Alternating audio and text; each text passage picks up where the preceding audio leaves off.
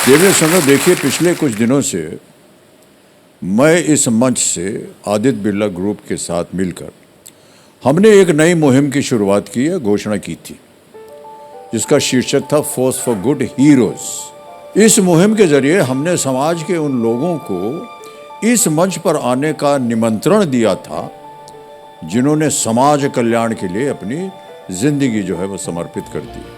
तो देवियों सज्जनों, आइए देखते हैं हमारी पहली फोर्स फॉर गुड हीरो की कहानी, जो है नेहा पंचामिया जी की।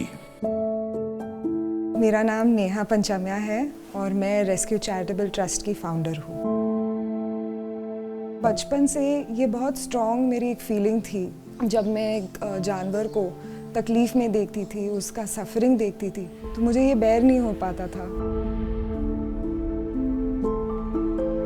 मुझे लगा बस ये फीलिंग सिर्फ फील नहीं करना है, इसके बारे में कुछ करना है। जब रेस्क्यू शुरू हुआ, वो इस फीलिंग को लेके शुरू हुआ कि मुझे जानवरों का सफरिंग कम करना है। हमारे जो सेंटर्स हैं बेसिकली 24/7 365 डेज चलते हैं।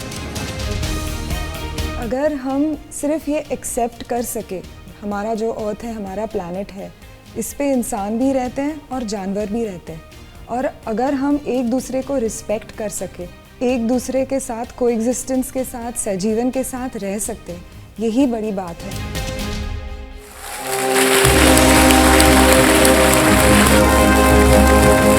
Force for good heroes Neha ji हमारे साथ यहाँ विराजमान है। नेहा जी, बहुत ही सुंदर काम कर रही हैं आप। Thank you. कैसे आपको लगा कि आपको ये काम करना चाहिए? जब से मैं छोटी थी मुझे जानवरों से लगाव था और मुझे वेटनरी डॉक्टर बनना था, लेकिन मेरे फैमिली में सारे ह्यूमन डॉक्टर्स हैं और उन्होंने मुझे बताया कि human race needs you more than animal race. तो मैंने वेटनरी नहीं किया, मैंने masters of medical science human nutrition में किया।